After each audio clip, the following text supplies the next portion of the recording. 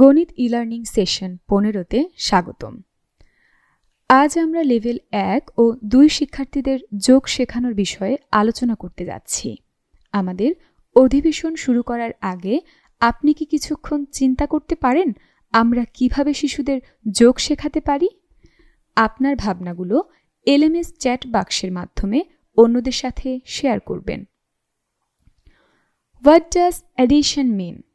A number is the cardinality or how many-ness of a set. When two separate sets of objects are put together to form a third set, this is an illustration of adding two numbers. যোগ শেখানোর মূল্য।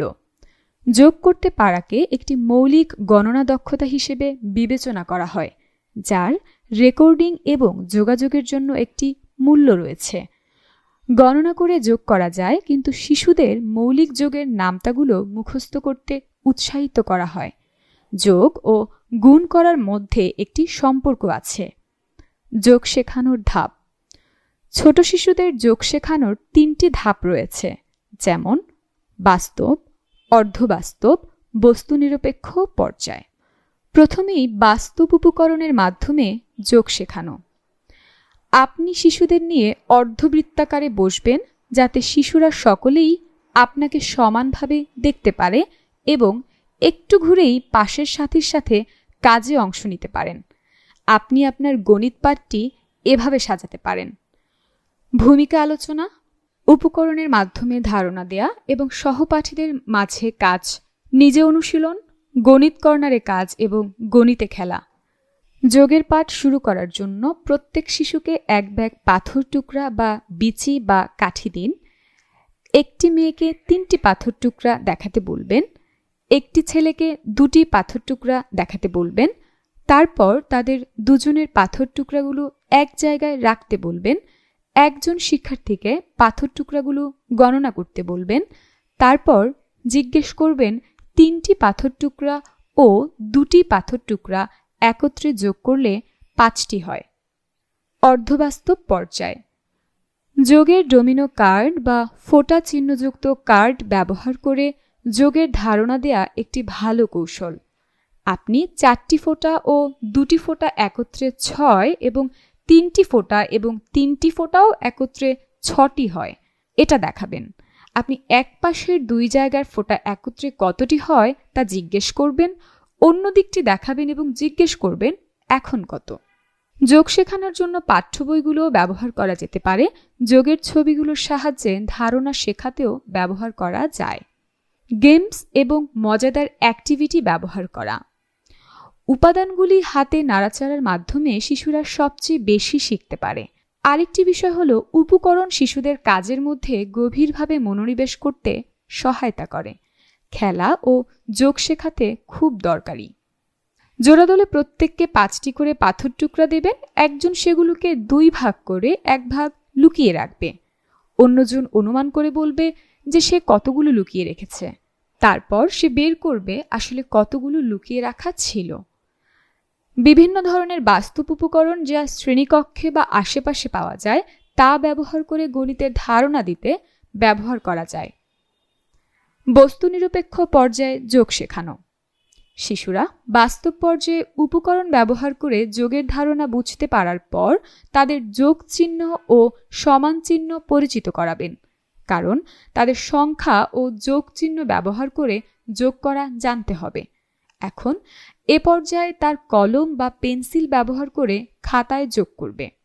প্রথমে তারা খাতায় বিভিন্ন জিনিসের ছবি এঁকে যোগ করবে, যেমন 4টি জিনিসের ছবি ও একটি জিনিসের ছবি যোগ করলে 5টি হয়।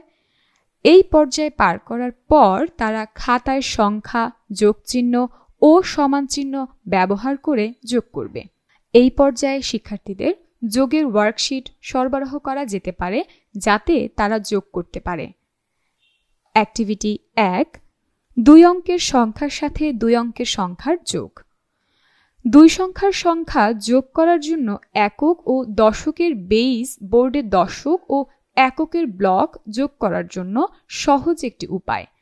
এতে তারা সংখ্যা দুটি দশক ও এককে একসাথে রাখার ফলে যোগের প্রক্রিয়াটি দৃশ্যমানভাবে দেখার সুযোগ পায়, ফলে তাদের পক্ষে এটি বোঝা খুব সহজ হয় এবং একত্রিত করার পর পুনরায় সাজানোর কাজটি এখানেও দৃশ্যত দেখতে খুব সহজ হয়। বেস 10 উপকরণ শ্রেণীকক্ষে না থাকলে দ্বিতীয় আরেকটি উপায় হচ্ছে কাঠির সাহায্যে দশক ও এককের বান্ডিল ব্যবহার করে যোগ করা এবং খাতায় ছবি এঁকে এটা দেখানো। শিক্ষার্থীরা সহজেই খাতায় আটি ও কাঠির বান্ডিলের ছবি এঁকে যোগ করতে পারে। তাছাড়া তারা তো প্রথমে বাস্তব উপকরণ আটি ও কাঠির ব্যবহার করে যোগ করেছে।